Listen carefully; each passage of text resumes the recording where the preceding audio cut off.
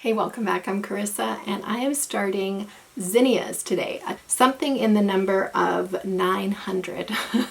Zinnias are my all-time favorite for a focal flower in bouquets. Not only are they very easy to grow, they are relatively inexpensive as seeds, and I don't deal with a lot of pest pressure in my area, specifically for zinnias. So it's a no-brainer that I'm going to be starting a lot more zinnias this year. Typically I have 4x8 beds, and usually I try to pack in anywhere from 50 to 80 plants in that 4x8 bed.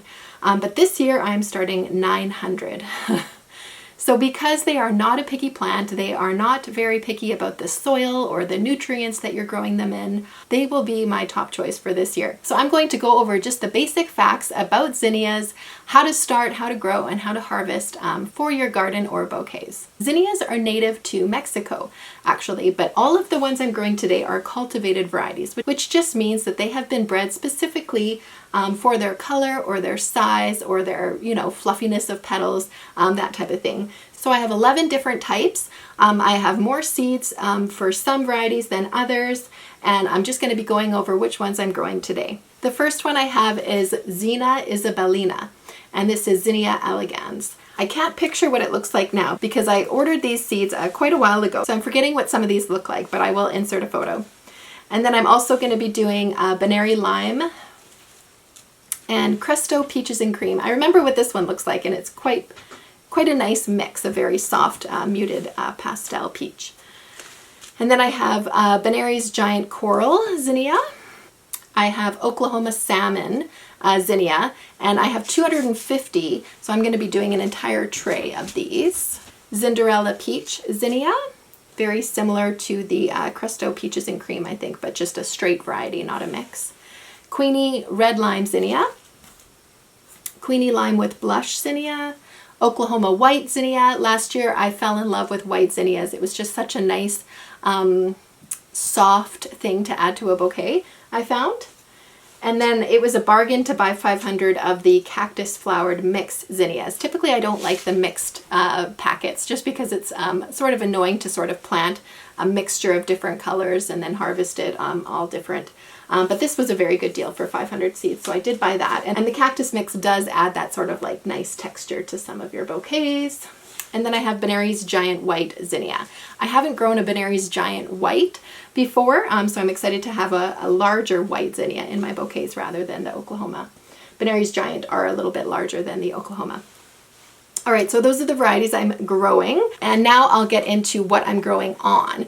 And what I've done in the past is, these are IKEA sort of like food trays, plastic, and I soil block. So this is 20, 40, 60, so 180 on one tray, which is an enormous amount of seeds in a very small space, because if you can see to my right, your left, I just grow on my shelves with some grow lights, and it's not a huge area. I don't have a greenhouse yet. So to grow indoors in this small sort of room, soil blocking allows me to actually grow a ton of seeds. So right here on my table, I have 5 of these trays, which equals 900 seedlings, which is insane. That would almost fit on one shelf, I believe. So you can see just how many seeds I can fit in a small space using the soil blocking method. All right, so I'm going to be getting into my seeding. It's sort of a monotonous task to sow all of these seeds, so I probably won't videotape all of it, but I will show you once they're done and go over some other tips to grow zinnias. So when I'm growing in soil blocks, I typically just put the seed directly on top of the soil block. If you can see, maybe I'll pick up one just so you can see what they look like close up. There is a little divot in the very top of each soil block, which is the perfect size for your seed. Most seeds can be directly sown on the surface of your soil. Some need to be buried. I find just adding a little bit of vermiculite, and zinnia seeds are quite large, which makes them very easy to sow. So like I said, I'm just going to be placing one seed in each of my little divot. Germination rates are usually quite high for me for zinnias, so I'm not going to be adding more than one per block, just so that I can get as many growing as possible without wasting any seed.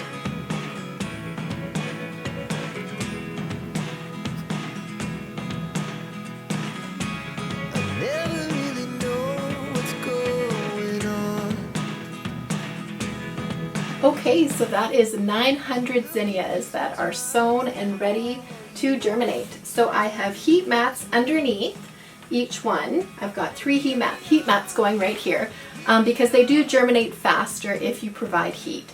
So between 80 and 85 Fahrenheit or 27 and 29 Celsius, which obviously is very warm, they will germinate in 3 to 5 days. It'll take longer if you do not have heat, but they still will germinate. But I want these guys to start as soon as possible, so I have them on heat.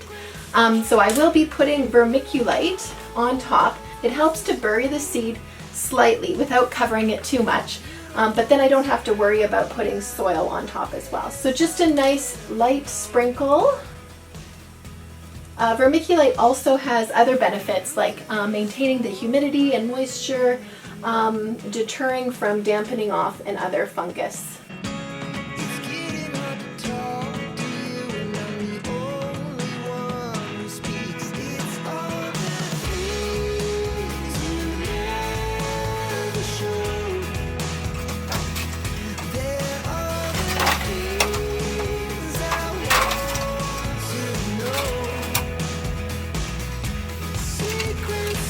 All the vermiculite is down. I place these little humidity domes on top. So once I see about 50% germination on each tray, I will be removing the humidity domes and turning off the bottom heat. And then watering is super simple with these trays. Bottom watering is optimum. It really helps to keep your seedlings a little bit stronger as their roots are forced to go lower to absorb the water. It prevents some of that fungus from growing on top as well. So bottom watering is great for these. I sort of just water around the perimeter of the tray usually, and then they will soak up what they need, and then if there's any extra I just usually dump it out. So that is how we germinate our zinnias. Once they are strong enough and once it is warm enough outside, I will be planting these out. So mid-May is usually when I'm planting all of our tender annuals outdoors. But usually when night temperatures are about 15 degrees Celsius. So maturity for these will be 75 to 90 days. So that's when we will be getting our first blooms from these, and I cannot be more excited about that. Anyway, thanks for joining me. That is 900 zinnias ready to go. I've got tons more to grow, lots of filler flowers, status, and some more focal flowers like cosmos, tons more to start. So thank you for joining me. I'll keep you updated on how these grow, but I hope you're having a great day, and I'll see you next time. Bye.